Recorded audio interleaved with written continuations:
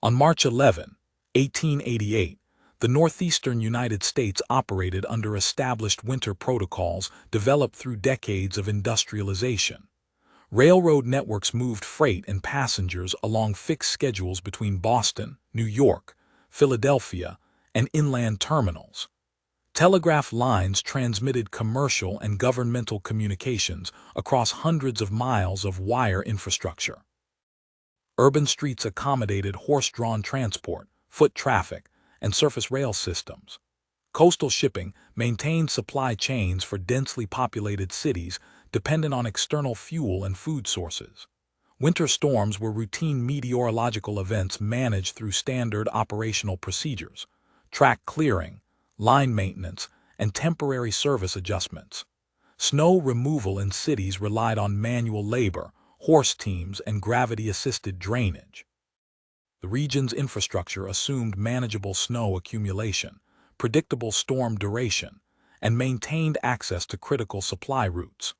The northeastern United States in 1888 supported a population concentrated in coastal urban centers and connected by an integrated transportation network.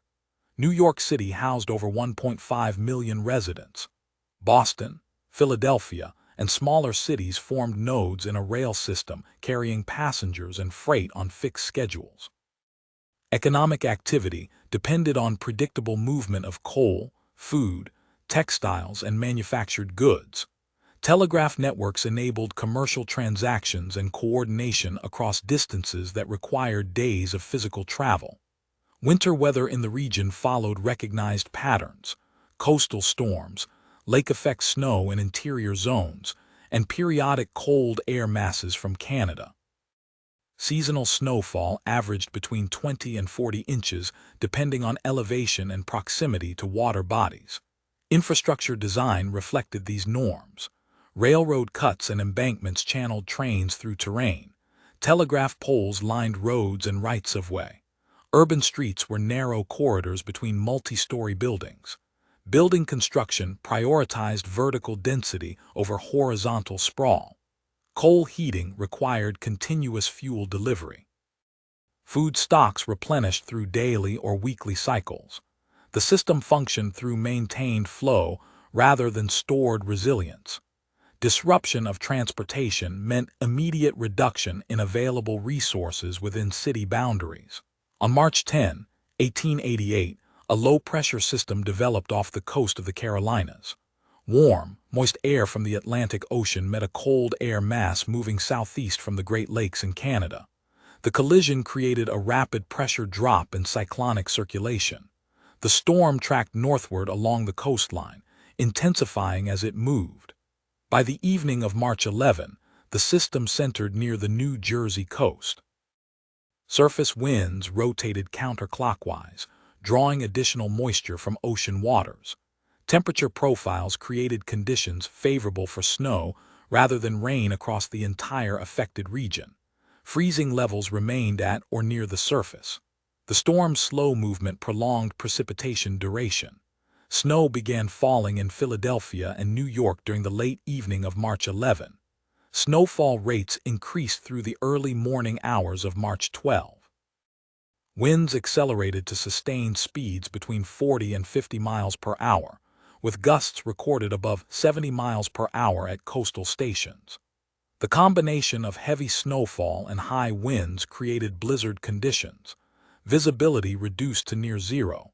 Snow accumulation measured in feet rather than inches, and temperature readings between 10 and 20 degrees Fahrenheit. The storm system remained nearly stationary for approximately 36 hours, maintaining snowfall across the region from March 12 through March 14. Snowfall totals exceeded all previous recorded measurements for single storm events across the northeastern corridor. New York City recorded between 21 and 40 inches depending on location and measurement methodology. Albany, New York, measured 46.7 inches. Saratoga Springs recorded 58 inches. New Haven, Connecticut, accumulated 45 inches. Wind speeds during peak storm intensity redistributed snow into drifts that buried street-level infrastructure. Measurements of drift height in urban areas ranged from 10 to 40 feet, where building configurations and street orientations created accumulation zones. Railroad cuts, designed to facilitate train movement, became traps for wind-driven snow. Drifts filled cuts to depths that buried tracks under 20 to 30 feet of compacted snow. Telegraph poles snapped under combined weight of ice and wind pressure. Wires sagged or broke, severing communication links. Street surfaces disappeared under uniform coverage that eliminated visual reference points for navigation.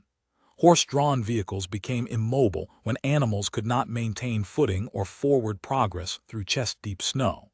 Surface rail tracks vanished under accumulation. Building entrances blocked by drifts prevented egress at ground level. The physical presence of snow mass created mechanical obstruction that no amount of human or animal labor could immediately overcome. Duration of snowfall prevented clearing operations from achieving progress during storm hours. Railroad operations across the northeastern network ceased within hours of peak snowfall rates. Trains attempting scheduled runs through the night of March 11-12 became stranded in cuts, on exposed sections, or at rural stations. Snow accumulation on tracks exceeded locomotive plow capacity. Drifts in cuts created solid barriers requiring excavation rather than displacement. The New York Central Railroad reported over 200 trains immobilized across its system. The New York and New England Railroad abandoned equipment in multiple locations. Passenger trains trapped between stations held occupants without heat or food supplies for periods extending beyond 24 hours. Urban street transport stopped completely. Horse-drawn omnibuses, delivery wagons, and private carriages could not move through drifted streets. Surface rail lines became inoperable when snow covered tracks and switching mechanisms froze. Elevated rail structures in New York experienced equipment damage from wind and ice load. Coastal shipping suspended operations when harbors became inaccessible and vessels remained docked or at anchor. Ferry services between Manhattan and Brooklyn halted. The East River and Hudson River crossings lost all operational capacity. Movement of people and goods within and between cities stopped. Workers could not reach employment. Deliveries of coal, food, milk, and other daily necessities ceased. The transportation network, designed for continuous operation, achieved zero throughput. Telegraph communication failed across the region as wire infrastructure collapsed under combined snow and wind loading. The Western Union network lost thousands of miles of line. Poles toppled in rural areas and urban corridors. Ice accumulation increased wire weight beyond structural tolerance.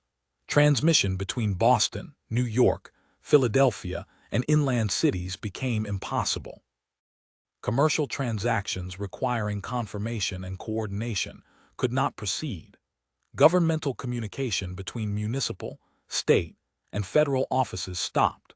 News distribution from urban centers to surrounding areas ceased. The information network that had enabled coordinated economic activity disappeared for the storm duration and days following. Coal supplies in cities depleted as delivery from rail yards and docks became impossible.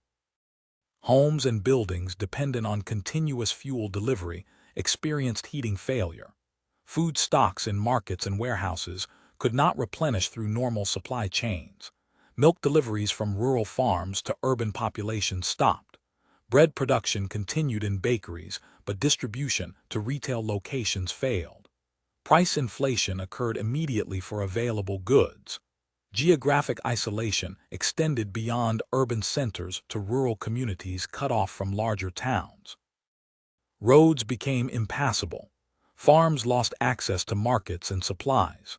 The regional system fragmented into isolated zones with no means of resource transfer or information exchange during the 72-hour period of peak impact. Population centers became immobilized environments where normal movement and activity suspended. Workers unable to reach employment locations remained in residences. Businesses closed when employees could not arrive, and customers could not access premises. Municipal services including police, fire response, and medical care operated at reduced capacity or ceased in affected neighborhoods. Buildings without accessible exits trapped occupants on upper floors. Street-level mortality occurred among individuals caught in open areas during peak storm hours. Deaths resulted from cold exposure, exhaustion, burial in drifts, and structural collapse. The total death toll across the affected region exceeded 400 documented fatalities. New York City recorded over 200 deaths. Coastal areas experienced additional casualties from maritime incidents and flooding. The duration of immobilization extended beyond storm cessation. Snow removal required weeks of manual labor. Streets remained impassable for days after snowfall ended on March 14. Rail lines required excavation of cuts and repair of damaged equipment. Telegraph restoration demanded replacement of poles and restringing of wire across vast distances. Normal transportation operations resumed gradually through late March and into April. Economic losses from halted commerce, destroyed property, and disrupted production exceeded contemporary estimates of $25 million, equivalent to several hundred million in current valuation. The blizzard demonstrated system vulnerability to sustained winter weather exceeding designed operational tolerances.